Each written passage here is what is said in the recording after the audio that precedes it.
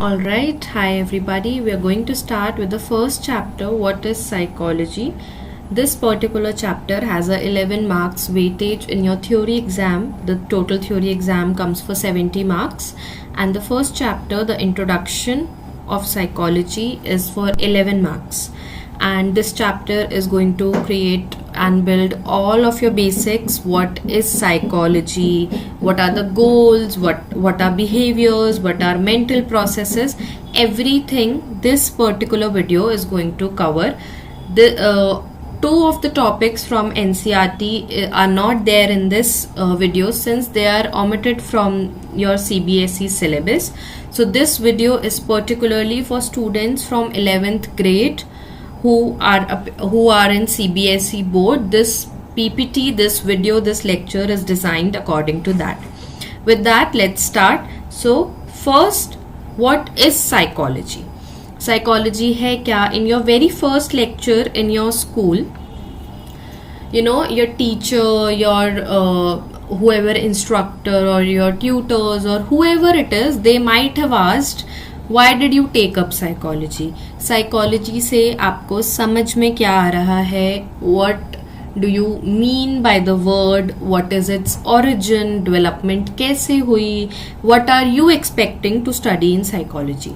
And students often come up with multiple answers to this. A lot of students do, there's a common misconception, a lot of students do think that psychology is about reading or assuming or interpreting one's mind, but it is not like that. We do interpret processes, mental processes, behaviors, experiences, but we cannot at any particular point read a human mind. So with that note, let's start. Coming to the introduction. Okay. Yes, coming to the introduction. So psychology, okay, yes. So psychology is made up of two words, right? Psychology, it has psych and it has logy, है ना? तो psych का mean होता है soul and logos means science or study of a particular topic or of a particular subject. So historically जब हम देख रहे हैं तो psychology का meaning क्या आ रहा है? Study of the soul or the study of the mind. But the correct definition, एक तो first of all you all need to understand when studying psychology that there is no particular definition of anything available on the subject. Like there would be multiple interpretations of a concept, there would be multiple definitions, but the subject doesn't fit into one single definition. But the definition which we are going to focus on is made from components from all of these psychologists who have said one thing or the other about psychology. We have taken the common concepts from all the definitions, and the definition becomes that it is a science. It is a science that studies mental processes, behaviors and personal experiences. So first of all, psychology is a science. It is considered as a social science subject, and when we are saying that psychology is a science, we need to understand that a science, any subject, any discipline which is a science, works on research, works on evidence. ठीक है, तो हम psychology में जो भी बात करेंगे वह बहुत सारी रिसर्च, बहुत सारी थ्योरीज, बहुत सारे एविडेंस पे बेस्ड है. So the three components, mental processes. Now mental processes is a complex term. उसके अंदर बहुत सारी चीजें आती हैं which we are going to look once we complete this. So we try to understand and study mental processes, behaviors and personal experiences of individuals. That is what psychology is, and it is categorized as a social science, as I said, but it has two parallel streams. What do you mean by parallel streams? That it is considered a natural science. There is a hypothetical deductive model. This particular model suggests that whatever comes into practice, whatever you guys study, any theory that you study or any definition that you study, it comes from experimentation, it comes from research. So this is what it means as I've already discussed. Then it is a social science because our experiences, our behaviors, our mental processes, all of these are affected and influenced by the kind of society we interact with, the kind of culture we come from, and this particular stream views human beings as social beings. We have often heard that humans are social beings. So this particular view, the social science stream of psychology, views humans as social beings. We are social animals. Moving forward, the three important concepts that I just mentioned: mental processes, states of mental processes, experiences, and behaviors. So in order to get a good grasp on psychology, in order to understand the discipline, या आप अभी next 2 years ये पढ़ने वाले हो, maybe some of you will also pursue it as a career. ये 3 words, mental process, experience or behavior, you will read in every second line of your textbooks. So it is very important to understand what these 3 words mean. Mental processes क्या होता है? हमारी कोई भी state of consciousness है, या जब हम अवेयर हैं, like I am teaching right now, so I am aware, right? It is my state of consciousness. I know what I am saying. I know what I am reading on the screen. ठीक है? So examples like if I'm trying to remember, when I'm teaching, I'm trying to remember what I already know, right? You guys are learning, or you are trying to know or perceive new information. You might be feeling something at the moment, or in general.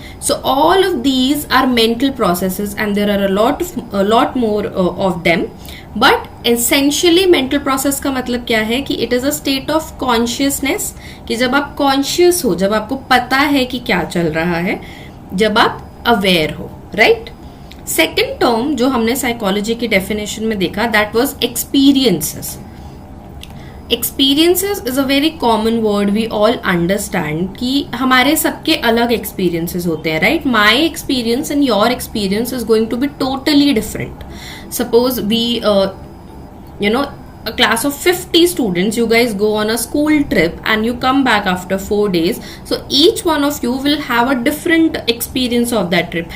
Some people who might have gone with like a huge group of friends might have a lot of fun. Someone who's an introvert, जिसके friends नहीं थे उस trip पे, they might have not enjoyed the trip as much.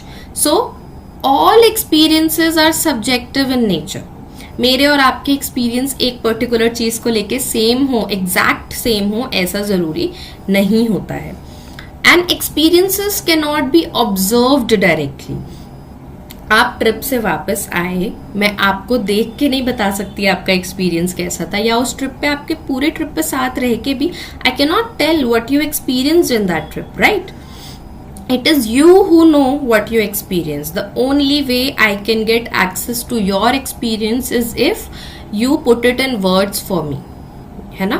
कि आप बताओ, I had fun, we went there, we did this, I was feeling anxious before going on the rides, or I was feeling very happy at the meal time.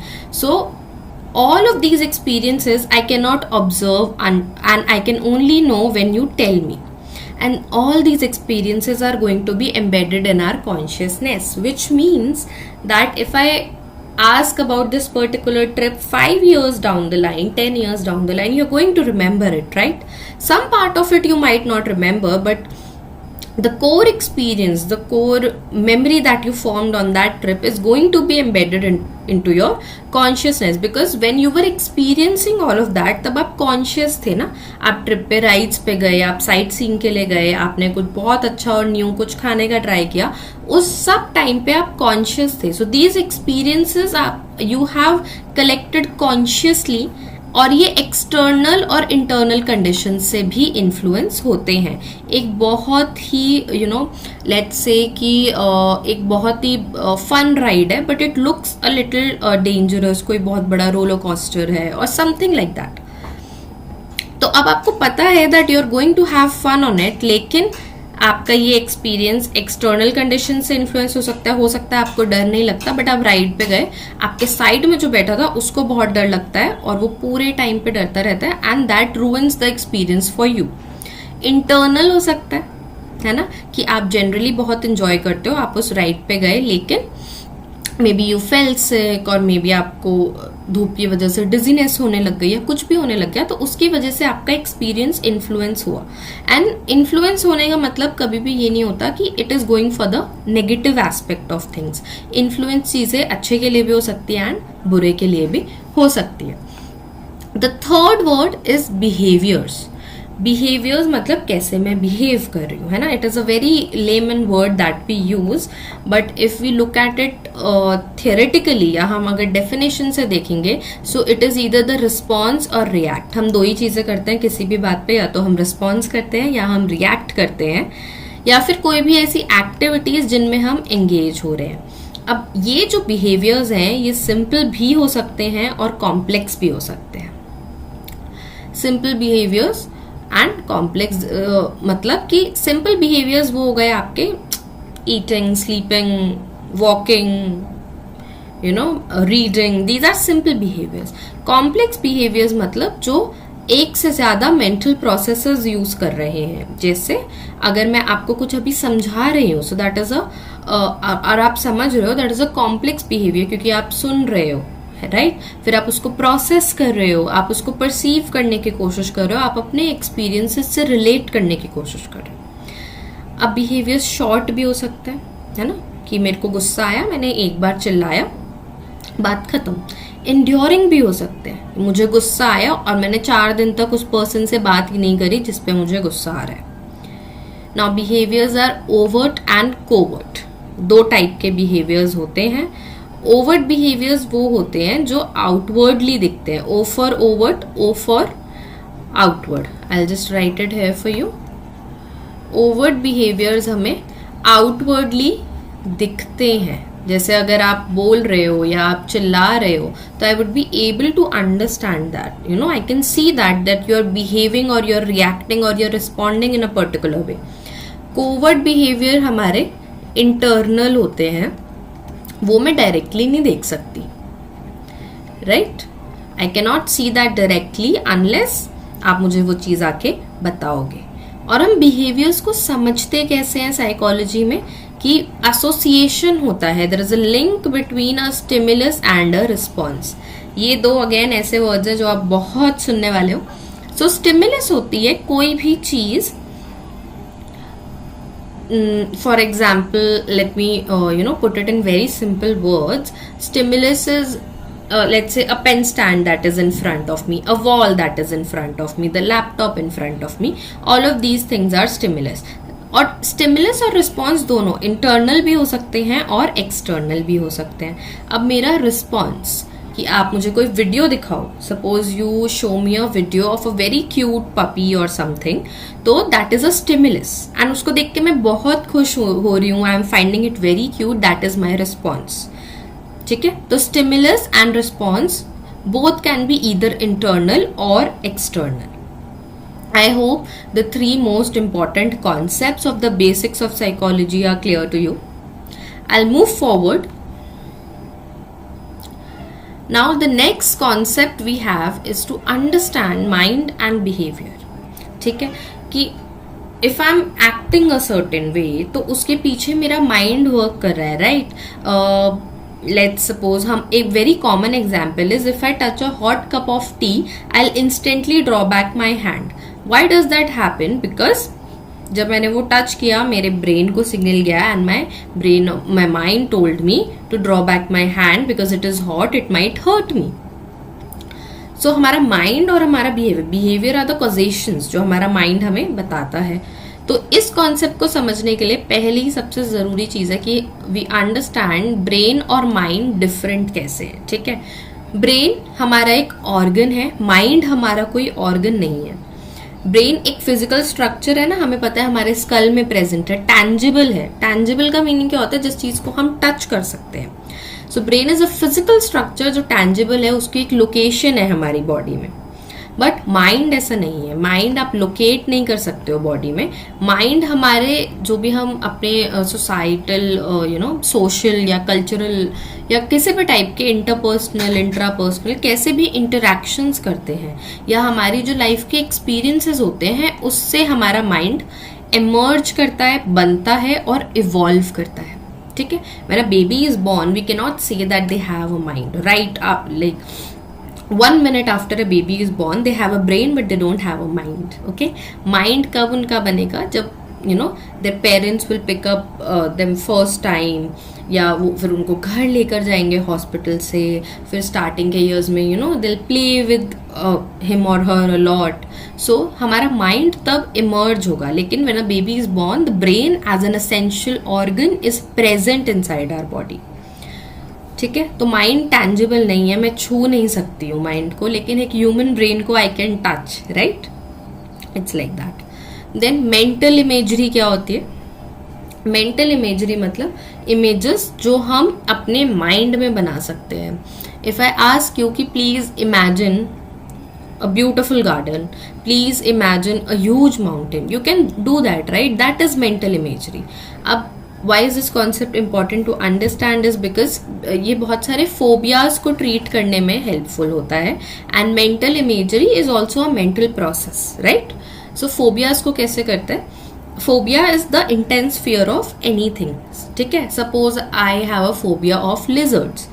ठीक है. And phobia does not mean कि आप देख के डर गए या कुछ हो गया. फोबिया इज कि मैंने लिजर्ड देखी एंड आई स्टार्ट क्राइंग और I start panicking. That is the intense, that is the level of fear that we talk about when we talk about phobias. तो मेंटल इमेजरी यूज होती है. एक therapeutic technique known as systematic desensitisation. उसमें हम धीरे धीरे किसी भी फियर इन्वोकिंग स्टिमुलस से पर्सन को धीरे धीरे एक्सपोज करते हैं, सो दैट उनका वो जो फोबिया है, वो जो फियर है, वो रिड्यूस हो. तो उसमें पहला स्टेप होता है कि अगर मुझे लिजर्ड से बहुत डर लगता है और मैं एक एक साइकोलॉजिस्ट के पास जाऊं to cure this phobia let's say, तो वो सबसे, अगर वो सिस्टमैटिक डिसेंसिटाइजेशन यूज कर रहे हैं तो वो मुझे सबसे पहले बोलेंगे कि okay, close your eyes and try to imagine a lizard. ठीक है. फिर शायद जब मैं वो इमेजिन करने के थॉट से कंफर्टेबल हो जाऊंगी तो मे बी वो मुझे मेरे सामने एक पिक्चर लाएं, मे बी उसके बाद वो मुझे एक टॉय या वो दैट सिलिकॉन वाले जो लिजर्ड टॉयज या जो होते हैं वो मेरे हाथ पे रख दे. देन मे बी मुझे एक रूम में भेजा जाए जहाँ एक लिजर्ड हो. सो सिस्टमैटिकली मेरा वो फियर निकालना. So mental imagery is the first thing that is use there. Then psycho neuro immunology. Don't think that अरे ये क्या बड़ा सा वर्ड है. So I will break it down for you. Psycho neuro immunology. ठीक है. This basically means कि हमारा माइंड हमारे इम्यून सिस्टम को स्ट्रॉन्ग बनाने में, उसको स्ट्रेंथ देने में कितना रोल प्ले करता है. Psycho is our mind, neuro is our neurology, हमारा पूरा नर्वस सिस्टम और वो सब, and immunology is relating to the immune system. तो हमारे माइंड का क्या उसमें रोल है. ठीक है. Then there is another important topic जो आप लोगों के एनसीईआरटी में है, which is popular notions. I hope I'm not going too fast. You can pause the video, take some notes and then start it again. Yes, popular notions. तो psychology को समझने के लिए ये समझना बहुत ज़रूरी है कि कॉमन सेंस से हम बिहेवियर्स प्रिडिक्ट नहीं कर सकते. ठीक है. I can not say that this person will react और respond in this certain manner. ये कॉमन सेंस का काम नहीं है अनलेस एक साइंटिफिक वे में वो पैटर्न्स ऑफ बिहेवियर को मैं ऑब्जर्व कर रही हूँ. ठीक है. अगर मैंने देखा कि ऐसे ऐसे 10 टाइप्स के सिचुएशन में दिस पर्सन शाउट्स, तो शायद मैं प्रिडिक्ट कर सकती हूँ कि ओके ऐसा एक 11th टाइप का सिमिलर सिचुएशन है जिसमें भी शायद ये पर्सन चिल्लाएगा. ठीक है. So it is a systematic examination. ऐसा नहीं होता है कि a common man can master psychology like that. It is a science. It needs intense systematic studying, research, examination, everything. So this is very क्योंकि popular notions होते हैं psychology को लेके कि oh I can tell why this person reacted in a certain manner, but in reality you can not tell unless you have a scientific observation behind it. All right. Moving forward, now this is the most important thing that you will study in this chapter, which is schools of psychology, or you will find a topic in your NCERT which says evolution of psychology. ठीक है. कि कहाँ से emerge हुआ, किसको ऐसा लगा कि साइकोलॉजी जैसा कुछ होना चाहिए, किसको कहाँ से आया अभी ऐसा। बिकॉज पहले क्या होता था, किसी को अगर बहुत कोई इंटेंस साइकोलॉजिकल डिसऑर्डर है तो उसको पागल बोल देते हैं, अभी भी बोल देते हैं, ठीक है। सो बट पहले तो बहुत ज़्यादा ही था ना कि बिल्कुल बोल देते थे आत्मा आ गई, ये हो गया, दिमाग खोल देते थे लोगों का। सो कहीं से स्टार्ट हुई हैं चीज़ें, right, that is a different thing, वो पर्सपेक्टिव्स हो गए। बट स्कूल्स या थॉट्स ऑफ साइकोलॉजी में हम पढ़ते हैं कि कहाँ से एज अ डिसिप्लिन इसका सेटिंग स्टार्ट हुआ, ठीक है। तो पहला स्ट्रक्चरलिज्म है जो विल्हेम वुंड ने दिया था। Fun fact about this person is 1879 में पहला साइकोलॉजिकल लेबोरेटरी जर्मनी लेप्जिग में इन्होंने ही इस्टेब्लिश किया था, ओके। देन विल्हेम वुंड ने बोला कि जो हमारे कॉन्शियस एक्सपीरियंसेस हैं, कॉन्शियस एक्सपीरियंसेस कौन से हैं, जब मैं होश में बैठ के कुछ एक्सपीरियंस कर रही हूँ, ठीक है। जैसे अभी मुझे बहुत तेज प्यास लग रही है, that is my conscious experience. और जो माइंड का स्ट्रक्चर है, बट अभी तो हमने बोला कि माइंड कोई एंटिटी नहीं है, तो उसका स्ट्रक्चर कैसे हो सकता है, because that is a recent thought, right, things started somewhere. तो जो माइंड का स्ट्रक्चर है ना, कि हम कैसे सोचते हैं, हमारे ब्रेन में क्या होता है, तो हमारा माइंड उससे कैसे इन्फ्लुएंस होता है, ये दो चीजें उन्होंने इंट्रोस्पेक्शन से समझने की कोशिश करी। What is introspection? किसी से क्वेश्चन करना, ठीक है। Suppose if I just ask you कि okay, how was your experience, why do you think you became angry, what was going on in your brain, what did you think, that is introspection, simply asking questions about experiences, about their mental processes. तो Wilhelm wound को लगा कि जो conscious experiences हैं और जो हमारे mind का स्ट्रक्चर है, उसको इंट्रोस्पेक्शन से समझा जा सकता है कि किसी को भी क्वेश्चन करो, किसी को भी पूछो, वो बता देगा, ठीक है, तुम्हें समझ आ गया। लेकिन ये बहुत लेस साइंटिफिक है, ये इसके क्रिटिक्स हैं, ठीक है। One more thing, since you might be studying psychology for the first time if you are on this video, psychology में कुछ भी पढ़ोगे उसके क्रिटिक्स होते हैं, ठीक है। हर कोई हर बात से अग्री नहीं कर सकता है ना, सब्जेक्टिविटी है लोगों के अंदर।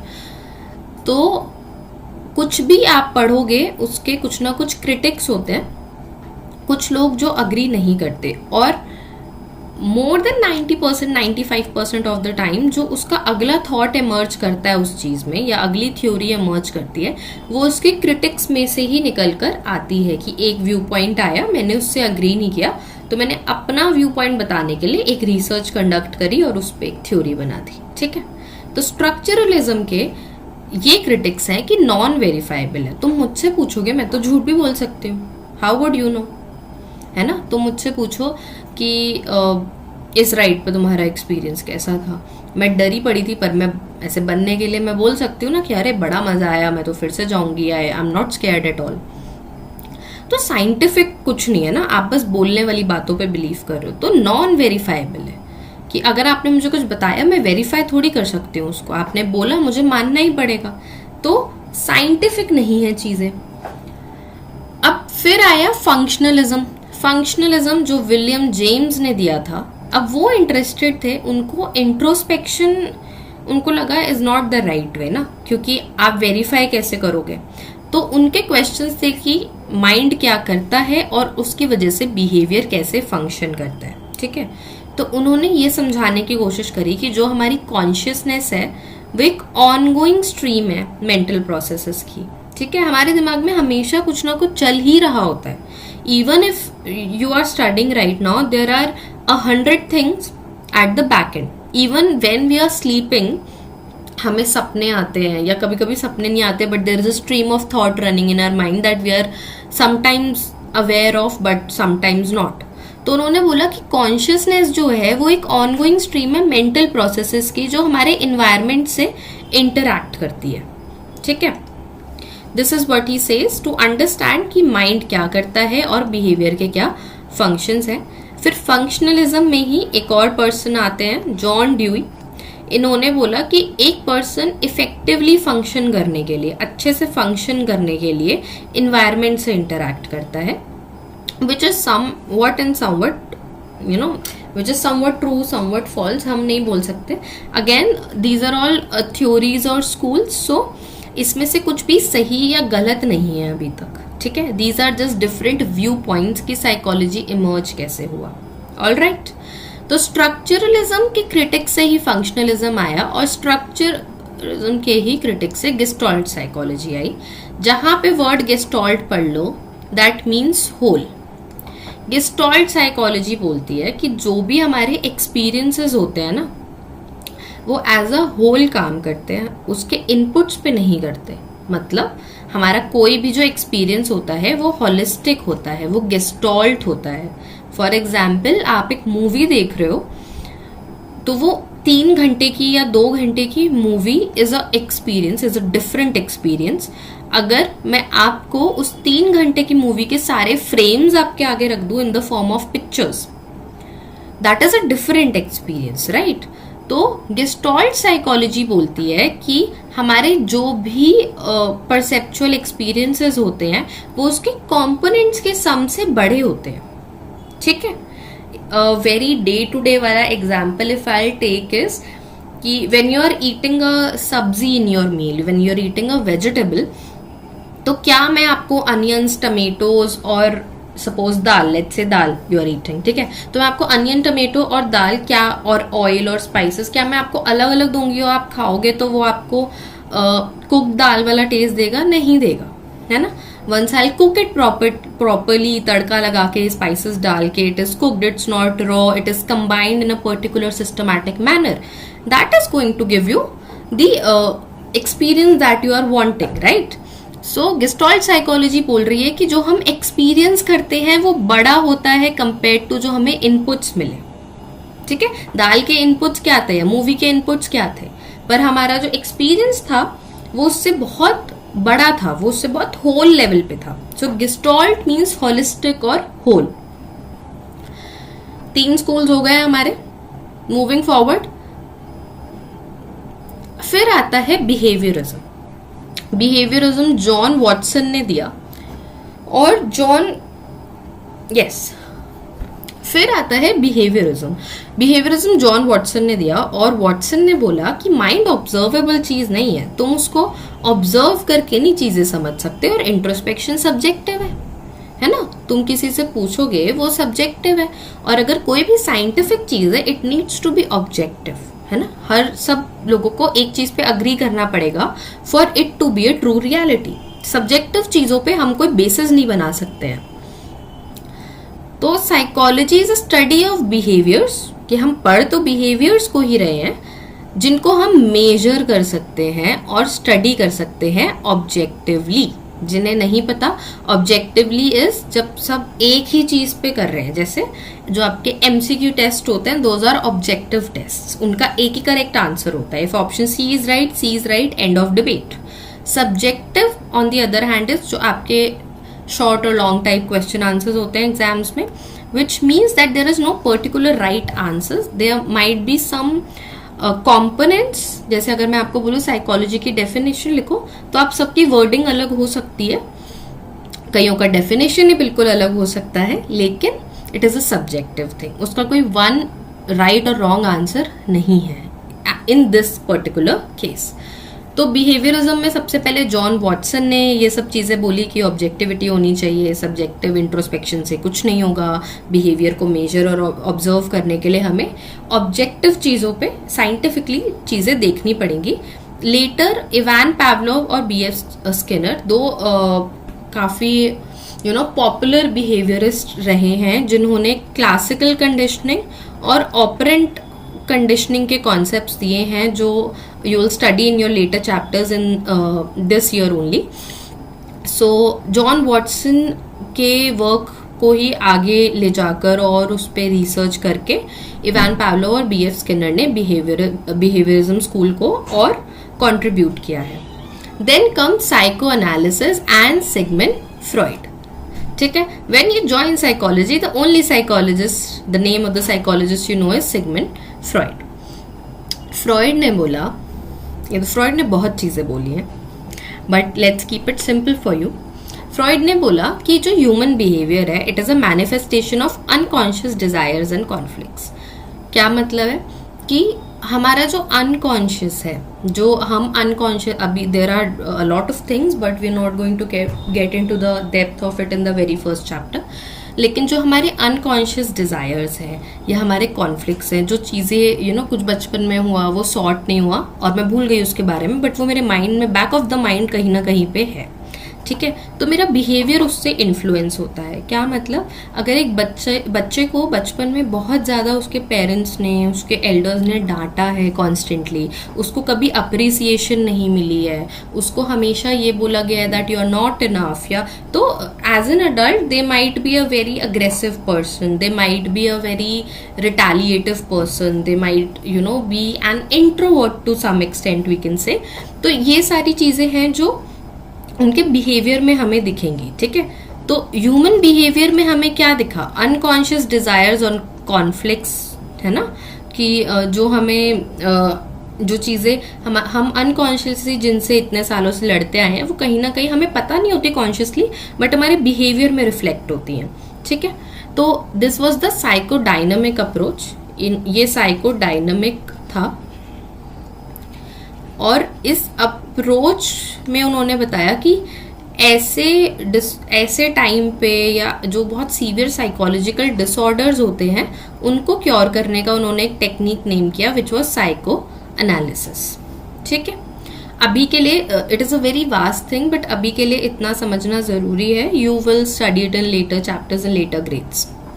Coming to the humanistic perspective, humanistic perspective में आप कार्ल रॉजर्स और अब्राहम मैस्लो का नाम बहुत ज़्यादा सुनोगे। अब्राहम मैस्लो ने हायरार्की ऑफ नीड्स दिया था, वो जो बहुत पॉपुलर सा हम ट्रायंगल देखते हैं साइकोलॉजी में, जिसमें there are basic needs, then there are psychological needs, then spiritual needs, so on, ठीक है। तो ह्यूमनिस्टिक पर्सपेक्टिव ओवरऑल ये बोलता है कि ह्यूमंस की फ्री विल है, ह्यूमंस नेचुरली ग्रो होना चाहते हैं, उनके अंदर एक पोटेंशियल है जिसे वो एक बार अगर रिकग्नाइज कर लें उस पोटेंशियल को तो अचीव करना चाहते हैं, और वो अपनी फ्रीडम से बिहेव करना चाहते हैं, ठीक है। तो ह्यूमनिस्टिक पर्सपेक्टिव मोस्टली बोलता है कि जो बिहेवियरिज्म है, जो वॉटसन ने बोला ऑब्जेक्टिविटी और सब कुछ एक स्टिक होना चाहिए कि this means this that means that, और कुछ उसके अलावा होना ही नहीं चाहिए। तो ह्यूमनिस्टिक पर्सपेक्टिव वाले साइकोलॉजिस्ट ने बोला, ह्यूमनिस्ट जिन्हें हम बोलते हैं, उन्होंने बोला कि बिहेवियरिज्म बहुत मैकेनिस्टिक व्यू है, ठीक है। तो समवेयर जब बिहेवियरिज्म ऑब्जेक्टिविटी पे था तो वहां से वापस ह्यूमनिस्टिक पर्सपेक्टिव आते आते things become a little subjective, ठीक है। एंड ये एक के बाद एक नहीं आए, ये सब एक ही टाइम पे एज रिस्पॉन्सेस की जब हमने ऊपर देखा अभी, जिस टाइम पे स्ट्रक्चरलिज्म आया एंड देन फंक्शनलिज्म और गेस्टॉल्ट आया, तो गेस्टॉल्ट वाले टाइम पे ही बैकग्राउंड में in the other parts of the world other psychologist explored other view points, ठीक है। तो ये बिल्कुल हायरार्की में नहीं है ये कि इसके बाद ये आया इसके बाद ये आया, एक ही टाइम पे बहुत सारी चीज़ें बहुत सारी जगहों पे हो रही थी। लास्ट जो हमारा स्कूल ऑफ थॉट है या एवोल्यूशन में जब हम बात करते हैं इस कॉग्निटिव पर्सपेक्टिव, जिसको हम कंस्ट्रक्टिविज्म भी बोलते हैं, ये गेस्टॉल्ट और स्ट्रक्चरलिज्म को मिला के उसमें थोड़ा डेवलपमेंट करके थोड़ा और रिसर्च करके ये व्यू पॉइंट इमर्ज हुआ। एज आई सेड कि कोई एक के बाद एक नहीं आया है ना, गेस्टॉल्ट और स्ट्रक्चरलिज्म पे दोनों पे डेवलपमेंट करके आया ये, और इसमें बहुत सिंपल बातें बोली कि cognition is a process of knowing, कि तुम्हें कोई चीज़ पता है, तुम कोई चीज़ परसीव कर रहे हो, और ह्यूमन माइंड को उन्होंने देखा as an information processing system of a computer. Computer में कैसा होता है कि हम इंफॉर्मेशन इनपुट करते हैं, वो इंफॉर्मेशन उसमें स्टोर हो जाती है, फिर जो भी उसका यूजेज होता है वो होता है, सॉरी यूजेज नहीं होता पहले, फिर जब हमें वो इंफॉर्मेशन चाहिए होती है तो हम उसको रिट्रीव करते हैं। कहाँ से रिट्रीव करते हैं? मेमोरी में से करते हैं, फिर उसका यूजेज होता है और फिर वो स्टोर्ड ही रहती है उधर, है ना, एक कलेक्टिवली स्टोर्ड रहती है। तो उन्होंने बोला ह्यूमन माइंड ऐसा ही है, इसमें इनपुट करो, स्टोर करो, रिट्रीव करो, यूज करो और वो स्टोर ही रहेगी। उन्होंने बहुत सिंपल वर्ड्स में ये बोलने की कोशिश करी। दो काफ़ी फेमस साइकोलॉजिस्ट जो हम कॉग्निटिव पर्सपेक्टिव में देखते हैं, दोज आर जीन पियाजे एंड वाइगॉट्स्की। इन्होंने डेवलपमेंट की थ्योरीज दी कि कॉग्निशन कैसे डेवलप होती है, किस एज पे होती है, जो अगेन आप लेटर चैप्टर्स में पढ़ोगे, लेकिन it is important for you to remember कि कौन सा साइकोलॉजिस्ट कौन से पर्सपेक्टिव से कनेक्टेड है। ठीक है, I hope the schools of psychology are clear. Moving forward, अभी ये पहला ही चैप्टर है जो थोड़ा लॉन्ग लगेगा क्योंकि बेसिक से हमें बहुत सारी चीज़ें समझनी है। मैं जो भी वर्ड बोल रही हूँ मुझे वो एक्सप्लेन करना है कि इस वर्ड का साइकोलॉजिकली या साइंटिफिकली मीनिंग क्या होगा, है ना। Behaviour in layman language and scientific language is a different thing. तो हमें ये इसलिए इस चैप्टर में थोड़ा सा टाइम लग रहा है। Don't get scared, you are going to have a lot of fun. बहुत सारे इंटरेस्टिंग चैप्टर्स हैं, इंटरेस्टिंग कॉन्सेप्ट्स हैं। अब जब हम इतनी सब बात करते हैं ना, बहुत अभी हमने इतनी स्कूल्स ऑफ थॉट पढ़े हैं साइकोलॉजी के, सब में हमने वेस्टर्न साइकोलॉजिस्ट का नाम पढ़ा है ना। पावलोव है, स्किनर है, फ्रॉइड है, रॉजर्स है, वुंड है, जेम्स है, सब वेस्टर्न लोग हैं। इंडिया वाले कुछ नहीं कर रहे क्या? तो जब आप इंडिया में पढ़ रहे हो तो बिकॉज कल्चरल डिफरेंसेस बहुत आते हैं, तो जब आप इंडिया में पढ़ रहे हो यू नीड टू अंडरस्टैंड कि इंडिया में कहाँ से डेवलप हुई साइकोलॉजी। ठीक है, तो सबसे पहले कलकत्ता यूनिवर्सिटी में डॉक्टर NN सेनगुप्ता ने बहुत सारी एडवांसमेंट्स करी 1915 से 1938 तक। क्या क्या एडवांसमेंट्स हुई इसमें? पहला एक्सपेरिमेंटल साइकोलॉजी का करिकुलम आया था, देन पहली लैब इस्टेब्लिश हुई थी, बिकॉज ये जो फर्स्ट लेबोरेटरी थी ये तो लेप्जिग जर्मनी में थी, है ना। हम इंडिया की बात कर रहे हैं, तो इंडिया में पहली एक्सपेरिमेंटल लैब यहाँ इस्टेब्लिश हुई। डिपार्टमेंट ऑफ फिलोसफी सबसे पहले बना, फिर डिपार्टमेंट ऑफ साइकोलॉजी बना, फिर डिपार्टमेंट ऑफ अप्लाइड साइकोलॉजी बना। ठीक है, तो ये सारी एडवांसमेंट्स 15 से लेके 38 के बीच में कलकत्ता यूनिवर्सिटी में डॉक्टर NN सेनगुप्ता ने की। Ignore this, okay. उसके बाद दूसरा था Indian psycho analytical association, establish हुई 1922 में, जो प्रोफेसर G. बोज ने करी। फिर बहुत सारी जगह पे और बहुत रिसर्च इंस्टीट्यूट्स बनने लगे, साइकोलॉजिकल करिकुलम इंट्रोड्यूस होने लगा। दो मेजर थे, university of Mysore and Patna, जहाँ पे साइकोलॉजी डिपार्टमेंट इस्टेब्लिश हुआ। उसके बाद दुर्गानंद सिन्हा ने 1986 में एक बुक लिखी, ये बुक का नेम है, ठीक है, एक बुक लिखी जिसका नाम था psychology in a third world country, the Indian experience. ठीक है, ये बुक का नाम है। और इस बुक में उन्होंने बोला कि मॉडर्न साइकोलॉजी की हिस्ट्री 4 फेजेस में है। ठीक है, अब ये 4 फेजेस जब हम डिस्कस कर रहे हैं, पहला फेज था इंडिपेंडेंस तक, राइट, जब एक्सपेरिमेंटेशन पे, साइको एनालिटिक्स पे, टेस्टिंग बेस्ड रिसर्च पे बहुत फोकस था। फेज 2 आया जो 1947 इंडिपेंडेंस वाले एरा से 1960s तक चला, जिसमें साइकोलॉजी का एक्सपेंशन हुआ, उसकी और ब्रांचेस आई, है ना, कि काउंसलिंग है, क्लिनिकल है, स्कूल साइकोलॉजी, ये वो। तो इंडिया में जब हम बात करें तो 60s तक वो थोड़ा एक्सपैंड हुआ। फेज 3 में इंडिजनाइजेशन हुआ साइकोलॉजी का, एक नई आइडेंटिटी मिली लेट 1970s तक आते आते, और एक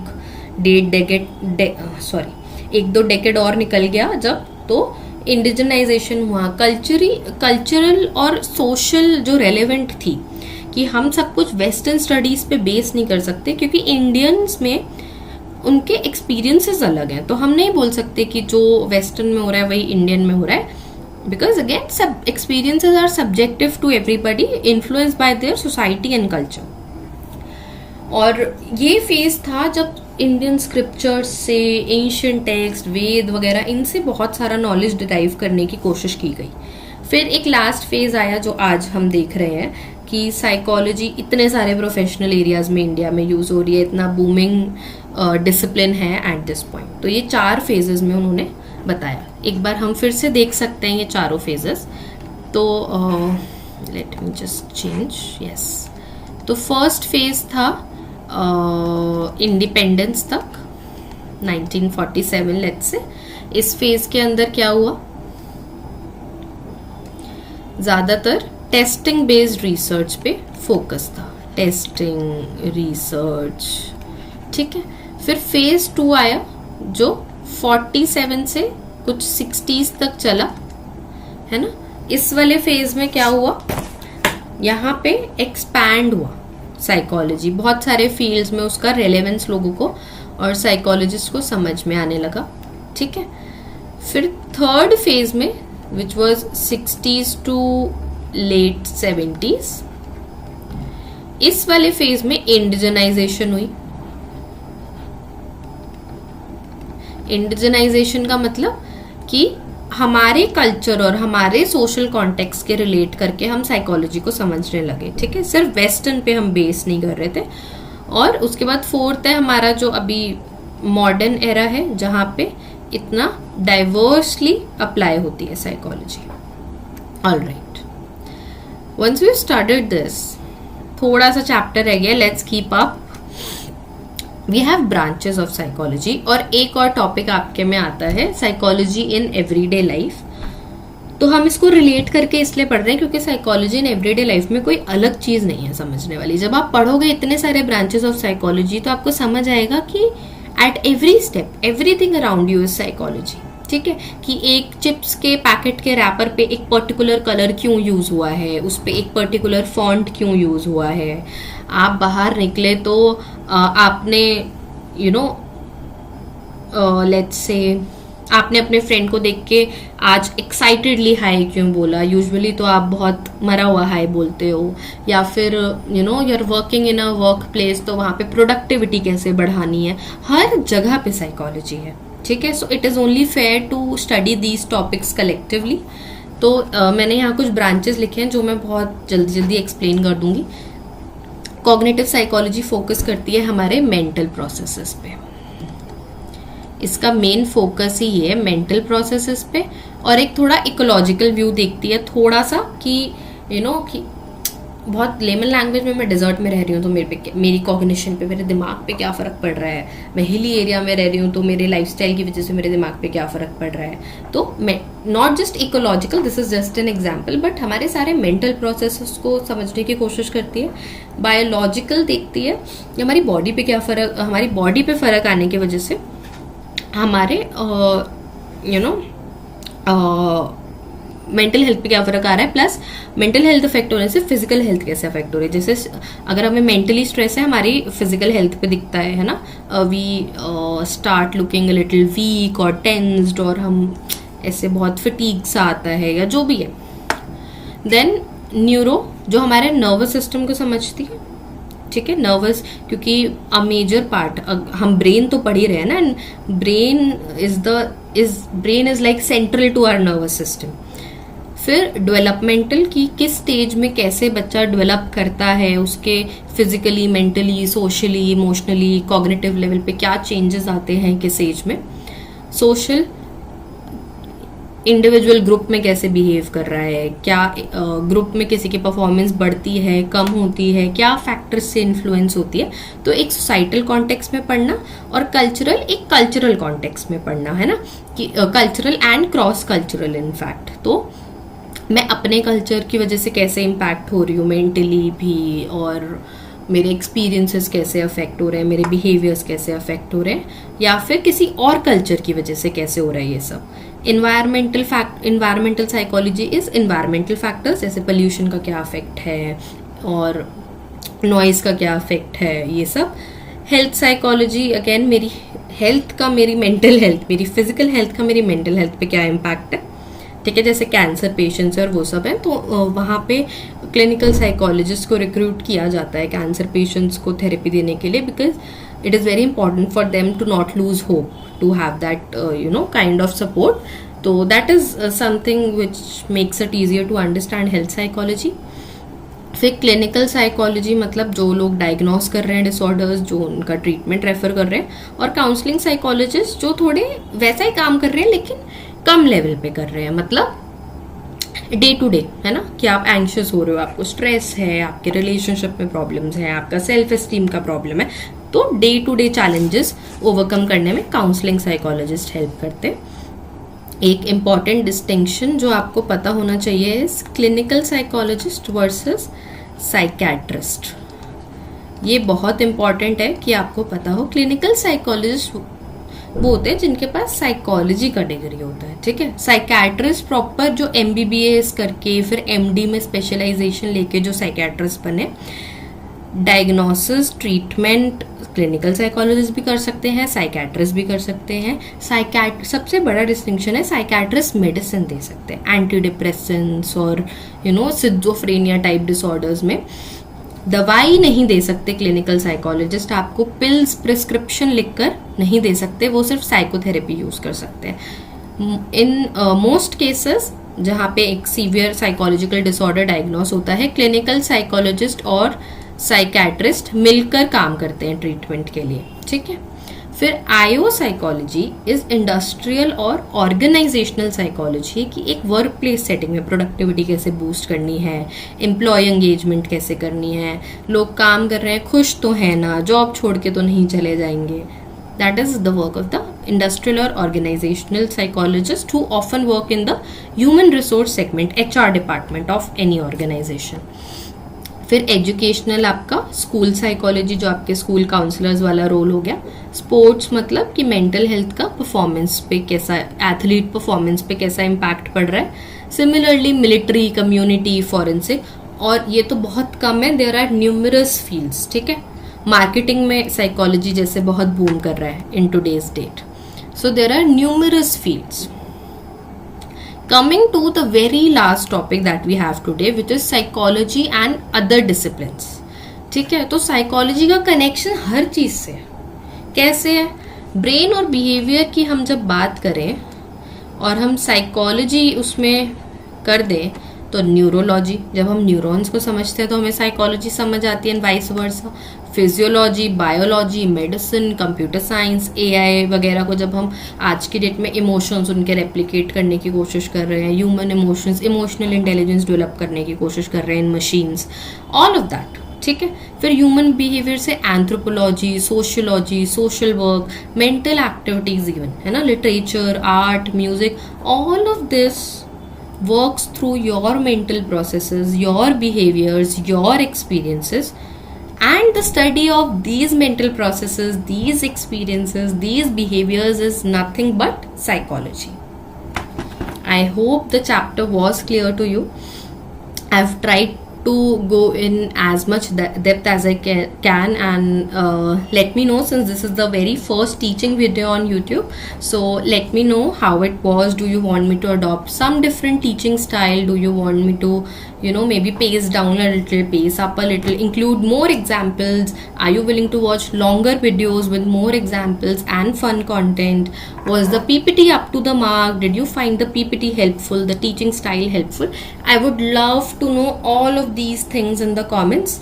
Also, if you still have any doubts, you can ask me.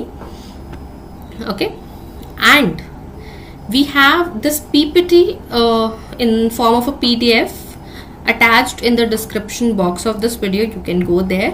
I also have my handwritten notes, which are in great detail, very crisp and detailed notes, very opposite things, but yes, those are that kind of notes. तो हमारे पास वो notes available हैं. If you want to buy those notes, you can check the description. You can also check out other social handles like LinkedIn, Instagram, and everything will be linked below. And with that, I'll come back with chapter 2 of class 11th psychology, CBSE, NCERT. Until then, like, share, comment, and subscribe for more. Bye bye. Take care.